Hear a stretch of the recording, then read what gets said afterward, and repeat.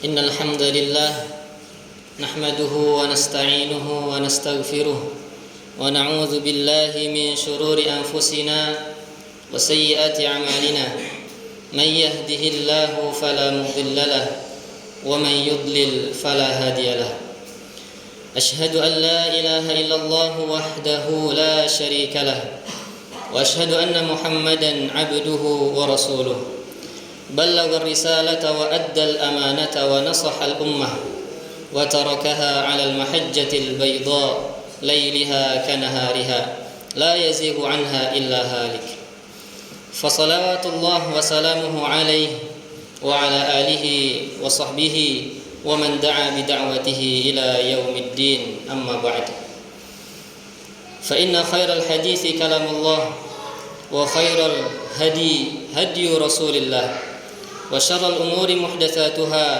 وكل بدعة ضلالة وكل ضلالة في النار عباد الله أوصيكم ونفسي بتقوى الله فهي وصية الله للأولين والآخرين ولقد وصينا الذين أوتوا الكتاب من قبلكم وإياكم أن اتقوا الله. Ma'asyiral muslimin jamaah salat Jumat rahimakumullah. Islam lahir di Jazirah Arab, tepatnya di kota Makkah. Masyarakat Makkah pada zaman itu merupakan masyarakat yang ummi, yang buta huruf, tidak pandai membaca dan menulis. Masyarakat yang mengandalkan ingatan dan hafalan untuk mendokumentasi. Dalam masyarakat yang demikianlah Allah Subhanahu wa taala menurunkan firman-Nya kepada Rasulullah sallallahu alaihi wasallam melalui perantara malaikat Jibril alaihi salam. A'udzu billahi minasyaitonir rajim. Bismillahirrahmanirrahim. Iqra bismi rabbikal ladzi khalaq. Bacalah dengan nama Tuhanmu yang menciptakan. Khalaqal insana min 'alaq. Dia telah menciptakan manusia dari segumpal darah. Iqra wa rabbukal akram. Bacalah dan Tuhanmu lah yang maha mulia. Alladzi 'allama bil qalam, yang telah mengajarkan manusia dengan pena. 'Allamal insana ma lam ya'lam. Dia telah mengajarkan manusia apa yang belum diketahuinya. Allah Subhanahu wa taala memerintahkan masyarakat yang ummi ini untuk membaca. Sedangkan membaca ini adalah merupakan pintu seseorang untuk mencari ilmu pengetahuan. Allah juga menjelaskan alat untuk pengajaran adalah pena, alat yang digunakan untuk menulis. Kemudian beberapa saat setelah surat Al-Alaq diturunkan, maka Allah kemudian menurunkan surat Al-Qalam. Bismillahirrahmanirrahim. Nun wal qalami wama yasturun. Nun, demi pena dan apa yang mereka tulis. Dua ayat di awal datangnya Islam sudah mengisyaratkan untuk membaca dan menulis. Setelah itu kemudian banyak sekali ayat-ayat yang menjelaskan betapa pentingnya menuntut ilmu. Bahkan Allah Subhanahu wa taala menjelaskan bahwa Dia mengangkat derajat orang-orang yang beriman dan orang-orang yang diberi ilmu. Dalam surat Al-Mujadalah Allah Subhanahu wa taala berfirman, A'udzu billahi minasyaitonir rajim. Yarfa'illahu alladhina amanu minkum walladzina utul ilma darajat. Niscaya Allah akan mengangkat derajat orang-orang yang beriman di antara kalian dan orang-orang yang diberi ilmu beberapa derajat. Wallahu bima ta'maluna khabir. Dan Allah Maha teliti atas apa yang kalian kerjakan. Adapun hadis-hadis Nabi Muhammad yang menunjukkan wajibnya menuntut ilmu juga sangat banyak. Salah satunya adalah sabda Rasulullah sallallahu alaihi wasallam, "Talabul ilmi fardhatun ala kulli muslim." Menuntut ilmu adalah fardu, kewajiban bagi setiap muslim. Jemaah, fardu ini adalah sebuah perbuatan, sebuah amalan yang jika dikerjakan maka orang yang mengerjakannya akan mendapatkan pahala. Jika ditinggalkan maka orang yang meninggalkannya akan mendapatkan dosa. Ma'asyiral muslimin rahimakumullah. sebagian dari kita ketika dikatakan kepadanya bahwa menuntut ilmu itu adalah sebuah kewajiban, maka kemudian dia mengatakan, bukankah mencari nafkah untuk keluarga juga kewajiban? Maka jawabannya adalah benar. Mencari nafkah untuk keluarga adalah sebuah kewajiban yang harus dikerjakan, tetapi itu tidak menafikan kewajiban yang lain seperti kewajiban menuntut ilmu. Karena ilmu itu sebelum berkata dan beramal. Al-ilmu qabla al-qaul wal amal. Berilmu dulu baru berkata dan beramal. Bagaimana seseorang beribadah kepada Allah tanpa ilmu? Seseorang yang salat tanpa dasar ilmu, maka yakinlah salatnya tidak sah, karena dia tidak faham akan rukun-rukun salat. Bahkan Nabi SAW pernah bersabda, ada seseorang yang salat selama 60 tahun dia salat, tidak putus yang 5 waktu, ataupun waktu-waktu salatnya tidak bolong-bolong, tetapi tidak diterima satupun dari salatnya oleh Allah Subhanahu wa taala. Kenapa jemaah? Yutimmu ruku'ahu wa la yutimmu sujudahu.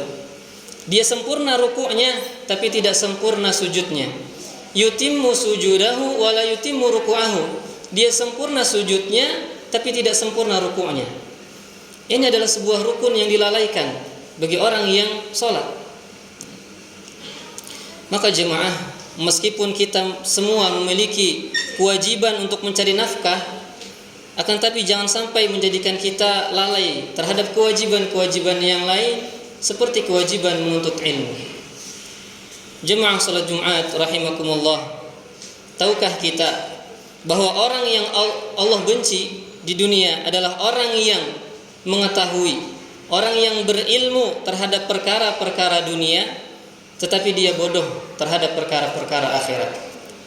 Rasulullah bersabda, "Innallaha ta'ala yubghidu kulla 'alimin bid dunya jahilin bil akhirah." Sesungguhnya Allah Subhanahu wa taala membenci setiap orang yang mengerti, berilmu terhadap dunia tetapi jahil, bodoh terhadap akhirat. Maksudnya adalah Allah tidak menyukai ataupun Allah membenci orang yang sangat memahami, sangat berilmu terhadap dunia, mengerti setiap perkara-perkara tentang dunia, tetapi tidak mengerti apa-apa tentang akhirat, tidak mengetahui ilmu tentang agama, tidak mengetahui tentang syariat Allah, bahkan dia jauh dari Allah. Dia tidak berilmu tentang apa yang bermanfaat untuknya di akhirat kelak. Dia tidak mengetahui apa yang membuatnya bisa dekat dengan Allah Subhanahu wa taala. Maka inilah pentingnya ilmu jemaah. Ilmu itu adalah sesuatu yang paling mulia yang Allah beri kepada hambanya. Ilmu juga merupakan suatu kehormatan yang hakiki yang tidak akan pernah pudar. Jemaah sekalian, bahkan orang yang tidak pernah ada niat untuk menuntut ilmu agama, bahkan kemudian dia berpaling, tidak mau untuk menuntut ilmu, maka perilaku semacam ini bisa menjadi penyebab batalnya keimanan seseorang. Allah Subhanahu wa taala berfirman di dalam surat As-Sajdah, "A'udzubillahi minasyaitonir rajim. Wa man azlamu mimman dzukkira biayati rabbih tsumma a'rada 'anha. Inna minal mujrimina muntaqimun." Dan siapakah yang lebih zalim daripada orang-orang yang telah diperintahkan, yang telah diperingatkan dengan ayat-ayat Tuhannya, kemudian dia berpaling daripadanya. Sungguh kami akan berikan balasan kepada orang-orang yang berdosa. Maka jemaah, i'rad ini, keberpalingan ini adalah sebuah dosa besar, kezaliman yang paling zalim. I'rad adalah berpaling dari peringatan Allah, tidak mau mengilmuinya, tidak mau mempelajarinya, tidak mau mengamalkannya, bahkan tidak mau mendakwakannya. Kemudian di dalam surat Thaha, Allah Subhanahu wa taala berfirman, "Wa man a'rada 'an dzikri fa inna lahu ma'isyatan dhanka wa nahsyuruhu yaumal qiyamati a'ma." Dan barang siapa berpaling dari peringatanku, maka sungguh dia akan menjalani kehidupan yang sempit, dan kami akan mengumpulkannya di akhirat atau di hari kiamat dalam keadaan buta. Barakallahu li wa lakum fil Qur'anil azim wa nafa'ana bihi wa nafa'ani wa iyyakum bima fihi minal ayati wa dzikril hakim wa taqabbala minni wa minkum tilawatahu innahu huwal ghafurur rahim.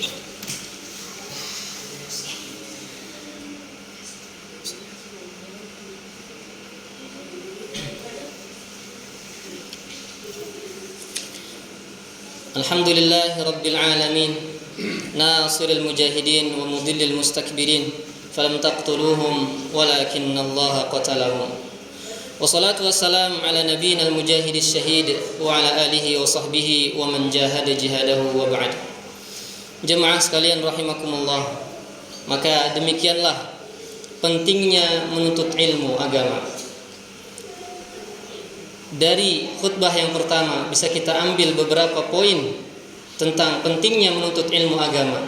Yang pertama, pentingnya ilmu agama adalah karena menuntut ilmu adalah sebuah kewajiban yang Allah berikan kepada setiap muslim. Talabul ilmi fariidatun ala kulli muslim.